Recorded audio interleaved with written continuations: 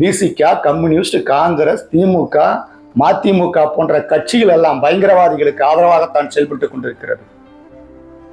இஸ்லாமிய அடிப்படைவாதிகளுடைய ஓட்டுக்களை அறுவடை செய்ய வேண்டும் என்பதற்காக, அவர்களை தாஜா பண்ண வேண்டும் என்பதற்காக திருப்பரங்குன்றம் தீபத்தூணில் மட்டுமல்ல, தொடர்ந்து இந்து மதத்திற்கு எதிராக, இந்து நம்பிக்கைகளுக்கு எதிராக, கலாச்சாரங்களுக்கு எதிராக இவர்கள் செயல்பட்டுக் கொண்டிருக்கிறார்கள். சோற்றில் உப்பிட்டு உண்ணக்கூடிய ஒவ்வொரு இந்துவும் சிந்திக்க வேண்டும். இந்த திராவிட முன்னேற்ற கழகத்தை சார்ந்தவர்களும், இதன் கூட்டணி கட்சி வேட்பாளர்களும், இதன் கூட்டணி கட்சி தலைவர்களும் உங்கள் வீதிகளிலே வந்து எங்களுக்கு வாக்களியுங்கள் என்று சொன்னால் காரி உமிழ்ந்து அனுப்புங்கள். எங்கள் நம்பிக்கைகளை சீர்குலைத்த உங்களுக்கு, எங்கள் கலாச்சாரங்களை சிதைக்கின்ற உங்களுக்கு வாக்களிக்க மாட்டோம் என்று வீதியிலிருந்து விரட்டி அடியுங்கள்.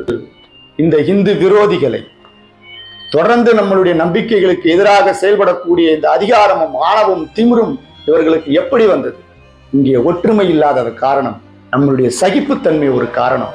சிறுபான்மை அழுதால் சினுங்கினால் ஓடோடி அவர்களுக்கு ஆதரவு சொல்லக்கூடிய இந்த கட்சிகள் எல்லாம் இந்துக்களுக்கு ஒரு பிரச்சனை என்றால் நவ துரோகங்களையும் மூடிக்கொண்டு இவர்கள் கடந்து செல்வது ஏன்?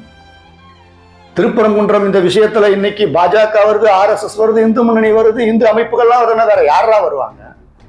இந்துக்களுக்கு ஒரு பிரச்சனை என்று சொன்னால், கோவில்களுக்கு ஒரு பிரச்சனை என்று சொன்னால், இந்த தேசத்திற்கு ஒரு பிரச்சனை என்று சொன்னால் இவர்கள் தான் வருவார்கள்.